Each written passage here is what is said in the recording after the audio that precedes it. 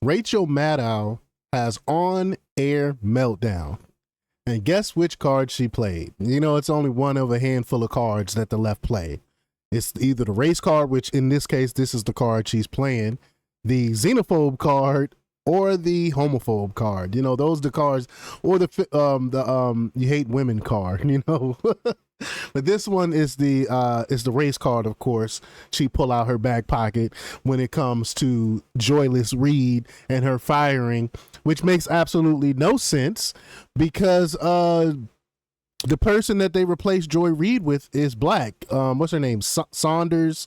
I forgot her first name. The Saunders lady, the other bald head lady for MSNBC. That she's going to be in like I think it's kind of like a roundtable discussion type of group thing they're putting together. I don't know, but she's on the panel. She's one of the hosts of the show. So you can't call it racism when you got another black female picking up the slot. But we're gonna talk about it. We're gonna play the clip and see what she has to say about it. But before we get started, go ahead and hit that like button, share this out so we can get this information out there. Subscribe if you're not already a subscriber, and hit that alarm bell so you know when I'm putting out new stuff. Also, check out my link tree in the description. It has a link to my Patreon. That's where I talk about things that I can't talk about here. There's also a link to my Instagram and my X account, so follow me there as well. All right, so let's get into this news. Now, this comes from PJ Media. And they report that there has been some changes at MSNBC. You know, the internet is on fire with Joy Reid crying and stuff. I played that video. And your favorite Mark Cuban impersonator, Rachel Maddow, isn't happy about it. Or is Mark Cuban impersonating Rachel Maddow? I don't know. It could go either way.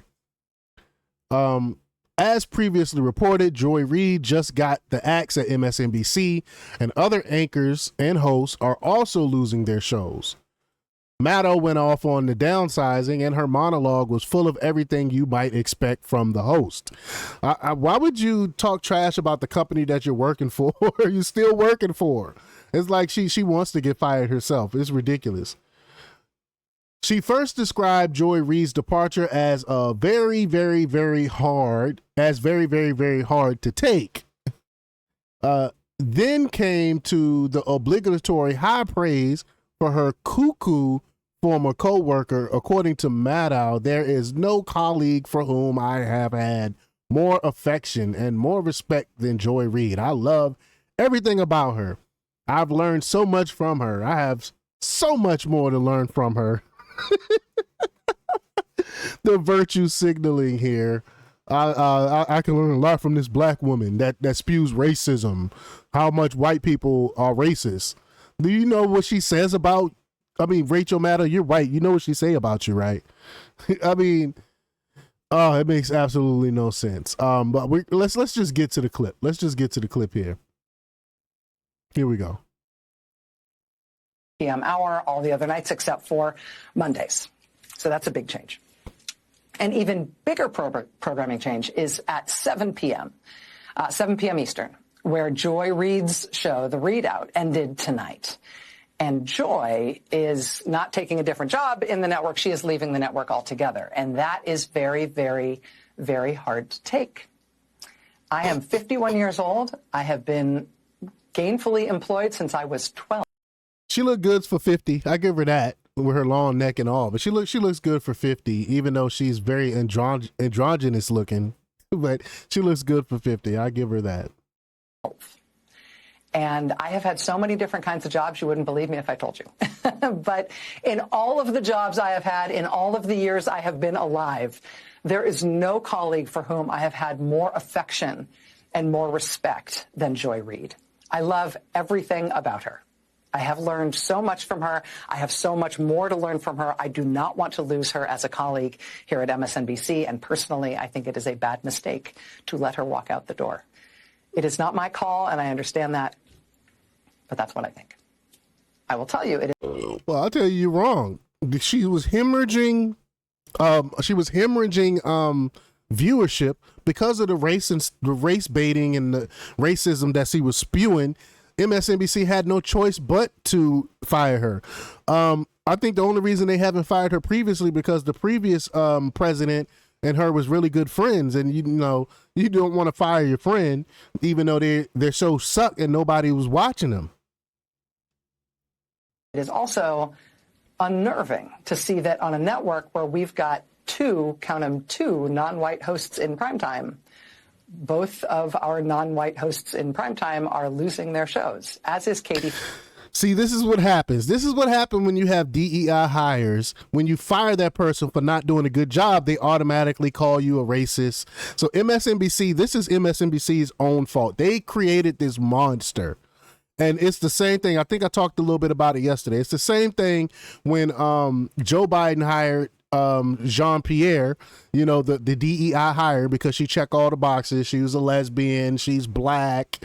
And she did a terrible job at it, at her job as a press, what do you call it? Press reporter, press secretary, whatever they are, a spokesperson or whatever she was. She did a terrible job at it. You know, she was no Jen Psaki. Jen Psaki, even though I disliked her, she was pretty good at spinning stuff. Jean-Pierre couldn't do that. She was terrible at her job. She kept a notebook, reading from the notebook, wouldn't answer any questions and stuff. So they couldn't fire her, though, because she was a DEI hire. And this is what happens when you hire somebody just based on their skin color or their sexual preference. When they do a terrible job and you fire them, you're going to be called all types of this. This is the issue with that. This is why you need to hire people on merit, not because they check off some type of box. Fang on the weekend. And that feels worse than bad, no matter who replaces them. That feels indefensible, and I do not defend it. But there's just one other piece of it that you should know. From your side of the TV screen, you will mostly see changes in terms of who's in the anchor chair. And actually, everybody who's going to be in anchor chairs from here on out are great colleagues and great at what they do, and you are not going to be disappointed in who's on our air and what you're going to be seeing. But one thing you cannot necessarily see is that the people who get our shows on the air, they're really being put through the ringer.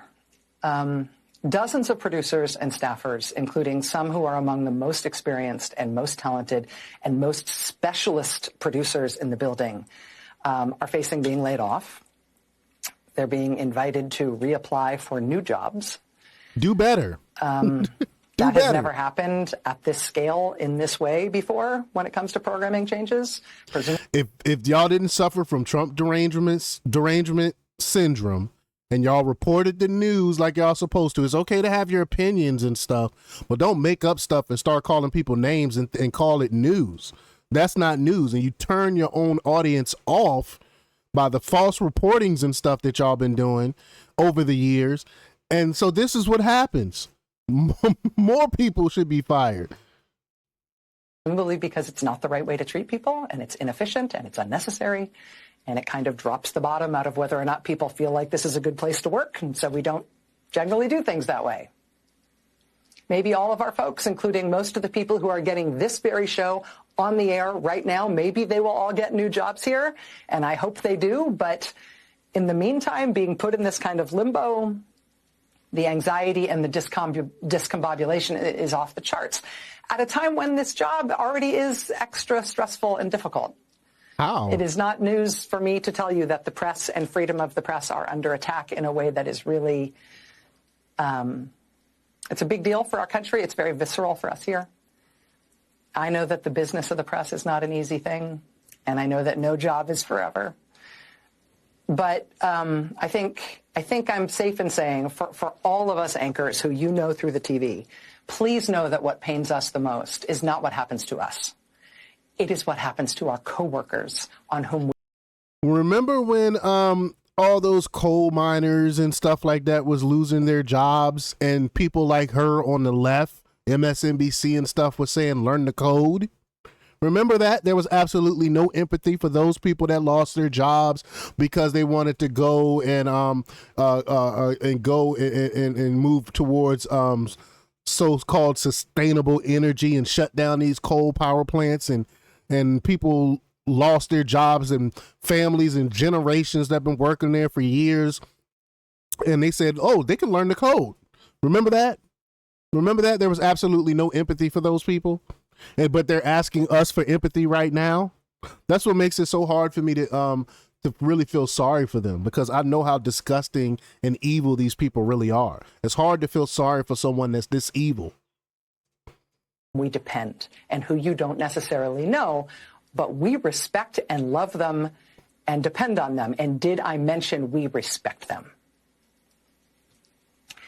This is a difficult time in the news business, but it does not need to be this difficult. We welcome new voices to this place and some familiar voices to new hours. It's going to be great, honestly, and we want to grow and succeed and reach more people than ever and be resilient and stay here forever. I also believe, and I bet you believe, that the way to get there is by treating people well.